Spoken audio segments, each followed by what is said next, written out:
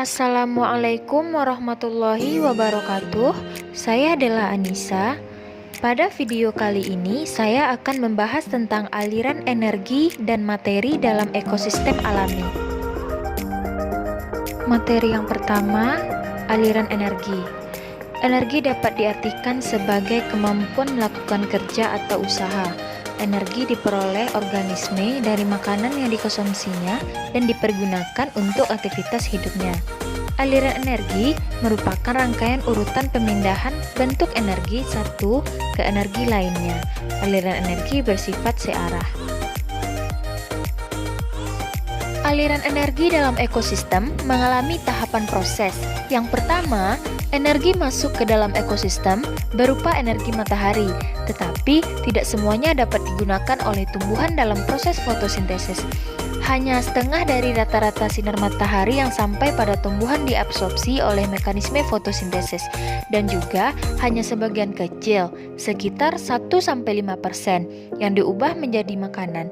Sisanya keluar dari sistem berupa panas, dan energi yang diubah menjadi makanan oleh tumbuhan dipakai lagi untuk proses respirasi yang juga sebagai keluaran dari sistem.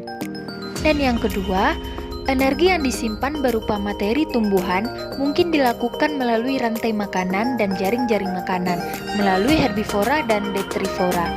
Seperti telah diungkapkan sebelumnya, terjadinya kehilangan sejumlah energi di antara tingkatan trofik, maka aliran energi berkurang atau menurun ke arah tahapan berikutnya dari rantai makanan. Dalam proses aliran energi, selalu terjadi pengurangan jumlah dan perubahan bentuk energi setiap melalui jalur rantai makanan. Namun, energi tidak sepenuhnya hilang dari ekosistem karena sisa-sisa metabolisme energi dimanfaatkan lagi oleh organisme lain. Jadi, meskipun energi berubah bentuk dan berpindah antar komponen ekosistem, jumlah energi yang berada dalam sebuah ekosistem selalu tetap. Seperti yang kita lihat pada gambar ini, yaitu adanya rantai makanan. Tumbuhan dimakan oleh hewan konsumen 1, dan hewan konsumen 1 dimakan oleh konsumen 2, dan hewan konsumen 2 seperti ular dimakan oleh konsumen 3 atau karnivora besar seperti sejenis burung. Nah, dari sisi sisa, metabolisme energi ini dimanfaatkan lagi seperti sampah organik berasal dari tumbuhan dan hewan, dan pembusukan oleh mikroba tanah menjadi humus, dan produsen tumbuhan ini bisa dimineralisasi oleh mikroba tanah menjadi bahan mineral.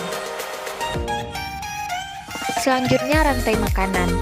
Rantai makanan adalah perpindahan materi dan energi dari suatu makhluk hidup ke makhluk hidup lain dalam proses makan dan dimakan dengan satu arah.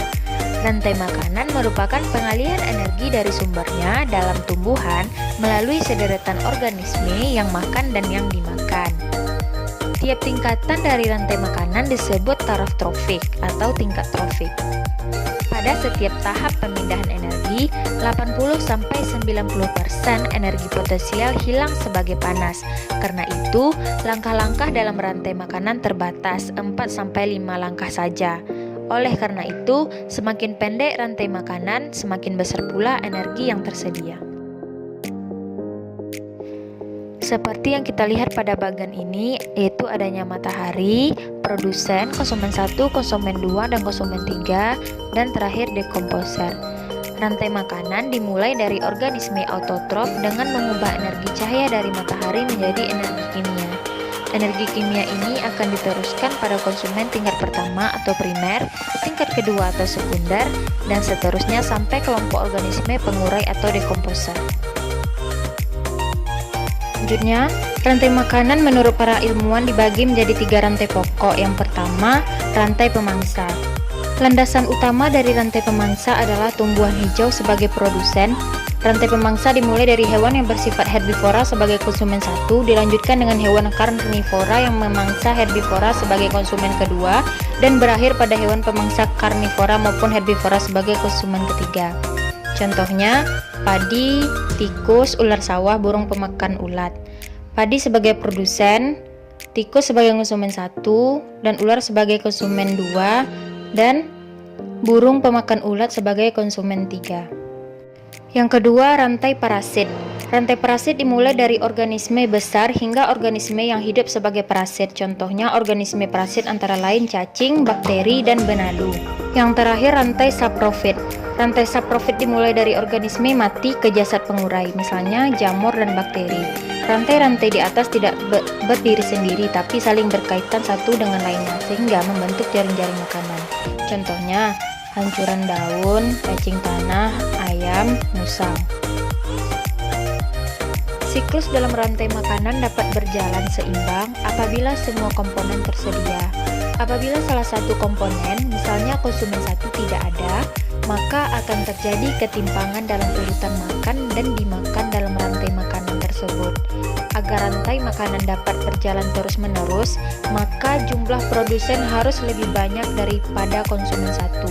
Jumlah konsumen satu harus lebih banyak daripada jumlah konsumen dua, dan seterusnya. Selanjutnya, aliran materi dalam ekosistem alami. Yang pertama, pengertian ekosistem. Menurut Budianto, ekosistem adalah suatu sistem yang terbentuk oleh adanya hubungan timbal balik antara makhluk hidup dan lingkungannya. Dalam arti lain, ekosistem adalah kesatuan tatanan antara segenap komponen biotik maupun abiotik yang saling memengaruhi. Berdasarkan pengertian tersebut, suatu ekosistem terbentuk oleh komponen hidup atau abiotik dan tidak hidup atau abiotik yang berinteraksi membentuk suatu kesatuan yang teratur. Keteraturan tersebut terjadi karena adanya arus materi dan energi yang terkendali oleh adanya arus transportasi dan transformasi antar komponen dalam ekosistem. Berdasarkan fungsi dan aspek penyusunnya, ekosistem dapat dibedakan menjadi dua komponen.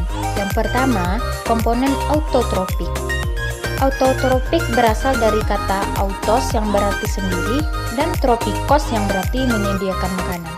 Artinya, organisme yang mampu menyediakan atau mensintesis makanannya sendiri, berupa bahan organik dari bahan anorganik dengan bantuan sinar matahari dan klorofil.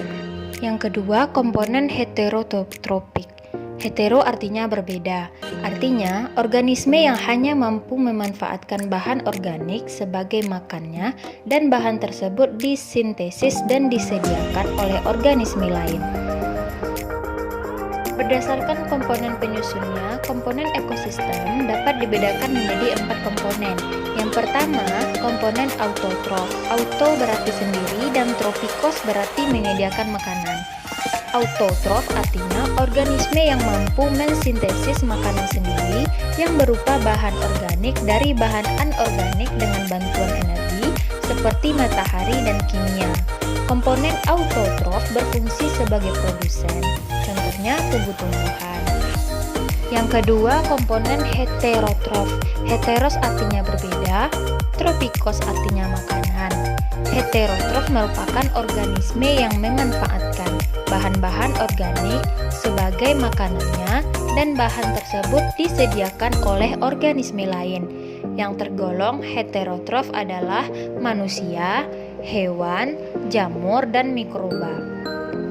Dan selanjutnya, bahan tak hidup atau abiotik. Bahan tak hidup yaitu komponen fisik dan kimia yang terdiri dari tanah, air, udara, sinar matahari. Bahan tak hidup merupakan medium atau substrat tempat berlangsungnya kehidupan atau lingkungan tempat hidup. Dan yang terakhir yaitu pengurai atau biasa disebut dengan dekomposer. Pengurai adalah organisme heterotrof yang menguraikan bahan organik yang berasal dari organisme mati. Selanjutnya, pengertian aliran energi dan materi dalam ekosistem. Aliran energi dalam ekosistem dapat digambarkan dengan rantai makanan dan jaring makanan. Dalam ekosistem terdapat beberapa tingkatan tropik. Yang pertama, produsen. Produsen adalah organisme penghasil energi terbesar, yaitu organisme autotrof atau tumbuhan. Dan yang kedua, konsumen. Konsumen adalah organisme pemakan produsen. Konsumen terdiri dari konsumen pertama, kedua, dan seterusnya. Dan yang terakhir yaitu pengurai. Pengurai merupakan organisme dekomposer yang biasanya terdiri dari mikroorganisme. Selanjutnya, Aliran energi dalam ekosistem yaitu sumber energi dari suatu ekosistem berasal dari cahaya matahari, baik secara langsung maupun tidak langsung. Tumbuh-tumbuhan sebagai produsen membutuhkan cahaya tersebut untuk melakukan proses fotosintesis, di mana sebagian energi tersebut berpindah kepada konsumen satu dan dalam bentuk makanan. Selanjutnya berpindah lagi kepada konsumen 2 dan 3. Jika produsen dan konsumen mati, akan menjadi sampah organik. Sampah tersebut mengalami pembusukan dari hasil penguraian mikroba tanah, sehingga menjadi humus. Sebagian lagi terurai menjadi gas atau mineral. Selanjutnya, apabila antara rantai makanan yang satu dengan yang lainnya terdapat hubungan, ada komponen yang sama, maka beberapa rantai makanan akan membentuk jaring-jaring makanan. Selanjutnya, piramida ekologi. Struktur trofik dapat disusun secara urut sesuai hubungan makan dan dimakan antar trofik yang secara umum memperlihatkan bentuk kerucut atau piramid. Gambaran susunan antar trofik dapat disusun berdasarkan kepadatan populasi, berat, kering, maupun kemampuan menyimpan energi pada tiap trofik yang disebut dengan piramida ekologi. Piramida ekologi ini berfungsi untuk menunjukkan gambaran perbandingan antar trofik pada suatu ekosistem. Pada tingkat pertama, ditempati produsen sebagai dasar dari piramida ekologi. Selanjutnya, konsumen primer, sekunder, tersier, sampai konsumen puncak. Ada 3 macam piramida ekologi. Yang pertama, piramida energi. Piramida energi adalah piramida yang menggambarkan hilangnya energi pada saat perpindahan energi makanan di setiap tingkat trofik dalam suatu ekosistem. Yang kedua, piramida biomasa. Piramida biomasa ini yaitu suatu piramida yang menggambarkan berkurangnya transfer energi pada setiap tingkat trofik dalam suatu ekosistem. Pada piramida biomasa, setiap tingkat trofik menunjukkan berat kering dari seluruh organisme di tingkat trofik yang dinyatakan dalam gram. Umumnya, bentuk piramida biomasa akan mengecil ke arah puncak karena perpindahan energi antar tingkat trofik tidak efisien. Dan yang terakhir, piramida jumlah. Piramida jumlah yaitu suatu piramida yang menggambarkan jumlah individu pada setiap tingkat trofik dalam suatu ekosistem. Piramida jumlah umumnya berbentuk menyempit ke atas. Organisme piramida jumlah mulai tingkat trofik terendah sampai puncak adalah sama seperti piramida yang lain, yaitu produsen, konsumen primer, dan konsumen sekunder, dan konsumen tersier. Artinya, jumlah tumbuhan dalam taraf trofik pertama lebih banyak daripada hewan konsumen primer di taraf trofik kedua. Jumlah organisme konsumen sekunder lebih sedikit dari konsumen primer, serta jumlah organisme konsumen tersier lebih sedikit dari organisme konsumen sekunder. Ini adalah penampakan dari piramida ekologi seperti ini dan penampakan gambar dari piramida energi. Dan ini merupakan penampakan gambar dari piramida biomasa dan piramida jumlah. Selanjutnya, siklus materi. Materi yang menyusun tubuh organisme berasal dari bumi. Materi yang berupa unsur terdapat senyawa kimia yang merupakan materi dasar makhluk hidup dan tak hidup. Ada beberapa siklus materi. Yang pertama, siklus air. Siklus air kembali melalui proses penguapan dan pernafasan. Siklus air kecil terjadi bila air laut menguap dan membentuk awan, kemudian mengalami proses pengembunan menjadi hujan yang jatuh ke laut lagi. Siklus air sedang terjadi bila hujan tersebut jatuh di daratan. Air sebagian meresap ke dalam tanah menjadi air tanah, sebagian lagi mengalir ke sungai, danau, dan akhirnya ke laut menjadi air permukaan. Uap air dari sungai, danau, dan laut tersebut membentuk awan lagi, dan seterusnya. Hewan memperoleh air berupa air minum dan makanan yang mengandung air, sedang tumbuhan memperoleh air dari tanah melalui akar. Yang kedua yaitu siklus karbon. CO2 dari pernapasan diambil tumbuhan untuk proses fotosintesis yang kemudian disimpan dalam bentuk senyawa organik. Senyawa organik ini dimakan konsumen. Jika makhluk hidup mati, maka senyawa karbon dalam tubuhnya akan diuraikan oleh pengurai menjadi senyawa anorganik yang akan dimanfaatkan oleh tumbuhan. Pengurai C dalam tumbuhan dapat terjadi sangat lambat sampai jutaan tahun, yang akhirnya terbentuklah batu bara, minyak bumi, dan lain-lain. Siklus yang ketiga yaitu siklus oksigen, berhubungan langsung dengan siklus karbon, yaitu terjadi pernapasan dan fotosintesis. Dan selanjutnya siklus nitrogen. Bila protein pada makhluk hidup yang telah mati diuraikan oleh pengurai menjadi senyawa N dalam tanah, terutama gas NH3. Jika bereaksi dengan air akan membentuk ion NH4 yang langsung dapat diserap kembali oleh tumbuhan. Selanjutnya siklus fosfor. Di alam, fosfor terdapat dalam dua bentuk, yaitu senyawa fosfat organik pada tumbuhan dan hewan dan senyawa fosfat anorganik pada air dan tanah. Fosfat organik dari hewan dan tumbuhan yang mati diuraikan oleh dekomposer atau pengurai menjadi fosfat anorganik. Fosfat anorganik yang terlarut di air tanah atau air laut akan terkikis dan mengendap di sedimen laut. Oleh karena itu, fosfat banyak terdapat batu karang dan fosil. Dan siklus yang terakhir yaitu siklus sulfur. Secara alami, sulfur terdapat di dalam tanah dalam bentuk mineral dan atmosfer, dan beberapa berasal dari gunung api, dan sisanya berasal dari sisa pembakaran minyak bumi dan batu bara. Selain itu, juga terdapat sulfur yang berasal dari makhluk hidup.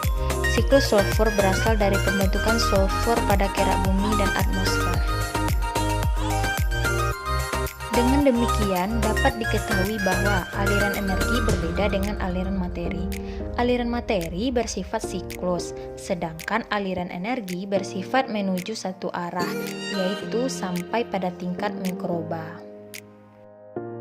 Sekian pembahasan kali ini. Kalau ada salah, saya mohon maaf, dan terima kasih atas perhatiannya. Assalamualaikum warahmatullahi wabarakatuh.